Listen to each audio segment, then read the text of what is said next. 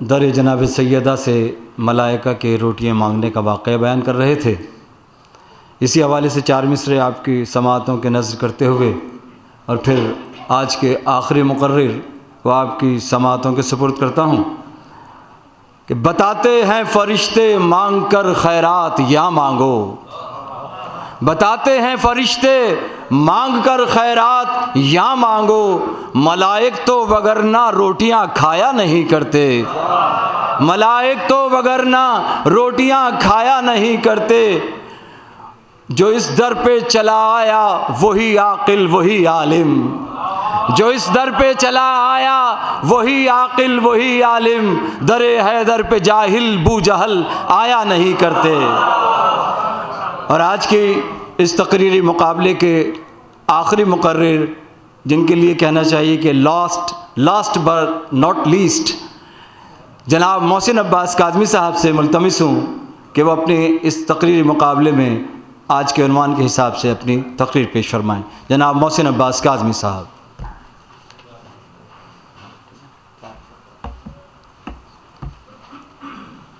اعوذ باللہ من الشیطان اللعین الرجیم، بسم اللہ الرحمن الرحیم، الحمد للہ والسلام علی اہلہا، اما بعد فقد قال اللہ الحکیم فی قرآن الحکیم، بسم اللہ الرحمن الرحیم، انما یرید اللہ لیذہب عنکم الرجس اہل البیت ویطہرکم تطہیرا۔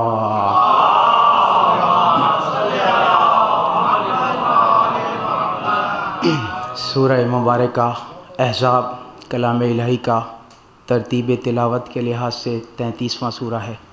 جو آیہ مبارکہ آپ کے سامنے میں نے تلاوت کی ہے وہ آیت نمبر بھی 33 ہے، اس کا ایک حصہ آپ کی خدمت میں تلاوت کیا۔ پروردگار نے ارشاد فرمایا انما یرید اللہ لیذہب عنکم الرجس اہل البیت ویطہرکم تطہیرا۔ بے شک اللہ یہ ارادہ کر چکا ہے کہ اہل بیت رسالت تم سے ہر قسم کے رزق کو ایسا دور رکھے گا جیسا دور رکھنے کا حق ہے۔ جناب سیدہ صلوات اللہ سلام اللہ علیہ کے لیے ایک شعر سے آغاز کروں گا کہ جس کی ممدوح خود مشیت ہو، جس کی ممدوح خود مشیت ہو، کیسے اس کی ثنا کرے کوئی۔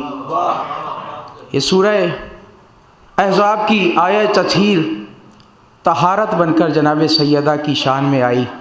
5 حرفی لفظ تطہیر۔ امام اور انبیاء، ائمہ اور انبیاء عقلاً اور شرعاً معصوم بھی ہیں، طاہر بھی ہیں، تو پھر یہ کس کی طہارت کا اللہ اعلان فرما رہا ہے اور ذمہ بھی لے رہا ہے کہ ہم ہر قسم کے رزق کو تم سے دور رکھیں گے۔ امام بھی معصوم، نبی بھی معصوم۔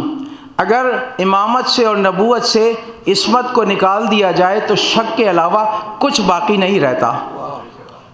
اسی لیے معصوم نبوت تھی، معصوم امامت تھی، معصوم نبوت تھی، معصوم امامت تھی، تطہیر کی آیت کی کیا ان کو ضرورت تھی؟ اور تطہیر کے پردے میں دکھلانی تھی معصومہ، تطہیر کے پردے میں دکھلانی تھی معصومہ، یہ عصمت زہرا کی مخصوص شہادت تھی۔ خانہ رسالت میں محسن انسانیت کے گھر میں اللہ نے محسن نسوانیت کو بھیجا۔ 20 جمادی الثانی جمعہ کا دن وہ عظیم ساعت تھی کہ جب اللہ نے رسول کو وہ نعمت عظمیٰ عطا کی کہ وہ بیٹی کہ جو بطن مادر میں ماں سے کلام کرتی ہے، جناب عیسیٰ جب ماں کے ہاتھوں پر آ کر بولنے لگے تو کہا یہ معصوم نبی ہے۔ ہمیں ثبوت ملا کہ یہ معصوم نبی ہے کہ جو نہ بولنے کی عمر میں بولنے لگے اسے معصوم کہا جاتا ہے، تو اس کے لیے کیا کہو گے جو بطن مادر میں بولنے لگے۔ اور پھر پروردگار عالم نے ان 5 کو خلق کیا جس میں مرکز عصمت و طہارت جناب سیدہ سلام اللہ علیہ ہیں، اور جب خلق کیا تو خلق کر کے کہا کہ تخلیق پنجے تن پہ خدا کو غرور ہے، تخلیق پنجتن پہ خدا کو غرور ہے، اوصاف کبریا کا انہی سے ظہور ہے، اور تطہیر کے نزول نے یہ کر دیا آیا، وہ رجس ہے جو آل محمد سے دور ہے۔ آیہ تطہیر کا مصداق جناب سیدہ فاطمہ زہرا سلام اللہ علیہا ہیں۔ حدیث قصہ اس کی تفسیر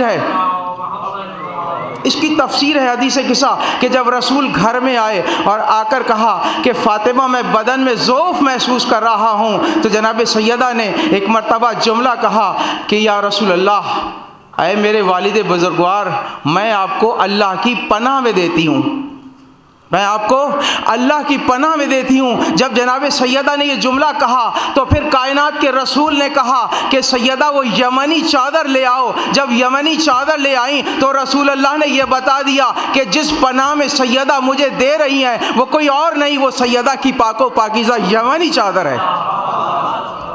پتہ یہ چلا کہ جو چادر سیدہ میں آ جائے اسے پناہ ملتی ہے، اور لوائے حمد میں جو چادر ہوگی وہ جناب سیدہ کی چادر ہوگی۔ جو اس چادر کے سائے تلے آئے گا اسے نجات ملے گی، اسے عافیت ملے گی۔ تو جناب سیدہ 20 جمادی الثانی جمعہ کا دن تھا، رسول کے گھر میں نعمت عظمیٰ بن کر آئیں۔ فجر کا وقت ہے، جناب سارہ، جناب ام کلثوم، خواہر جناب موسیٰ، جناب مریم، 4 خواتین قابلے کا کام کر رہی تھیں۔ قابلے کا کام کیا کر رہی تھیں کہ جب وقت ظہور جناب سیدہ ہوا تو نور جناب سیدہ سے آنکھیں خیرہ ہو گئیں، اور پتہ ہی نہ چلا کہ کب بچی دنیا میں آ گئی، بس اتنا دیکھا کہ جب آنکھیں دیکھنے کے قابل ہوئیں تو اتنا دیکھا کہ جناب سیدہ فاطمہ زہرا سلام اللہ علیہا پیشانی کو سجدے میں رکھے ہوئے وحدانیت اور رسالت و امامت کی گواہی دے رہی تھیں۔ اور جب بچہ پیدا ہوتا ہے تو تہنیت پیش کی جاتی ہے، تو عالمین نے تہنیت پیش کی جناب سیدہ سلام اللہ علیہا کو، اور کس طریقے سے تحائف دیے۔ حوریں آگے بڑھیں، عقیدت پیش کی، فرشتے آگے بڑھے، عبادت پیش کی، جبرائیل آگے بڑھے، خدمت پیش کی، سورہ دہر آگے بڑھی، سخاوت پیش کی، آیہ مبائلہ آگے بڑھی، صداقت پیش کی، آیہ تطہیر آگے بڑھی، طہارت پیش کی، حوریں آگے بڑھی، عقیدت پیش کی، حسن آگے بڑھا، صورت پیش کی، اللہ نے محبت پیش کی، رسول نے سیرت پیش کی، اور قیامت نے امامت پیش کی۔ آپ نے وہ مثال تو سنی ہوگی، 1 اور 1 2، 1 اور 1 2 نہیں، 1 اور 1 11 ہوتے ہیں۔ جناب مریم معصومہ تھیں، اسی لیے قرآن نے سورہ آل عمران میں آواز دی، وَإِذْ قَالَتِ الْمَلَائِكَةُ يَا مَرْيَمُ إِنَّ اللَّهَ اصْطَفَاكِ وَطَّهَّرَكِ وَاصْطَفَاكِ عَلَى النِّسَاءِ الْعَالَمِينَ۔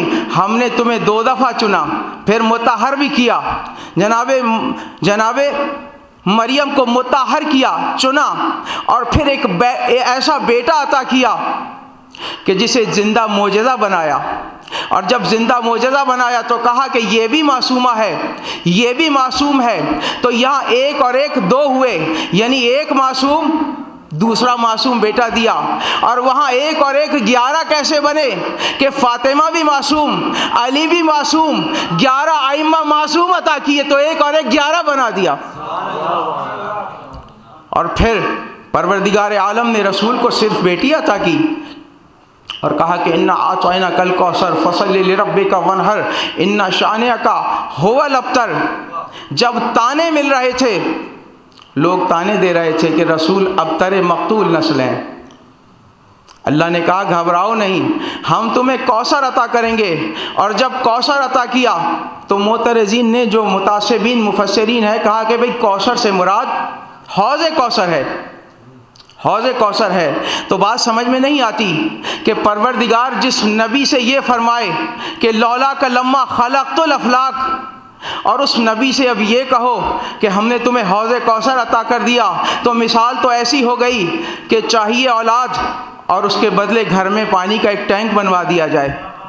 تو اللہ نے حوض کوثر جو اللہ نے نبی کو عطا کیا وہ حوض کوثر نہیں، وہ کوثر ہے۔ کوثر سے مراد کثرت اولاد ہے، اور وہ کثرت اولاد ایسی عطا کی کہ جناب سیدہ کے ذریعے اللہ نے اولاد عطا کی، کہ جو اولاد عطا کی وہ سب کے سب معصوم، سلسلہ قیامت سے ملایا۔ اور جب قیامت سے ملا، ایک روایت پیش کر کے بس تقریر کو تمام کرتا ہوں، سلسلہ قیامت سے ملایا۔ متفق علیہ روایت ہے کہ جب میرے مولا 11ویں امام تشریف لائیں گے اور جناب عیسیٰ جو معصوم نبی ہیں، فرزند جناب مریم ہیں، وہ بھی موجود ہوں گے، نماز کا وقت آئے گا، ایسے میں میرے مولا اشارہ کریں گے صاحب شریعت نبی کو، بسم اللہ آگے بڑھ کر نماز پڑھائیے۔ جناب عیسیٰ رک جائیں گے۔ کیوں رکیں گے؟ اس لیے رکیں گے کہ میں مریم کا بیٹا ہوں، آپ سیدہ کے لال ہیں، میری مجال نہیں کہ میں آپ کو نماز پڑھا سکوں۔ تو سیدہ کے آخری لال کو اگر کوئی صاحب شریعت نبی نماز نہ پڑھا سکے تو اس کے پہلے سرتاج کو کوئی امتی کیا نماز پڑھائے گا؟ وما علینا الا البلاغ۔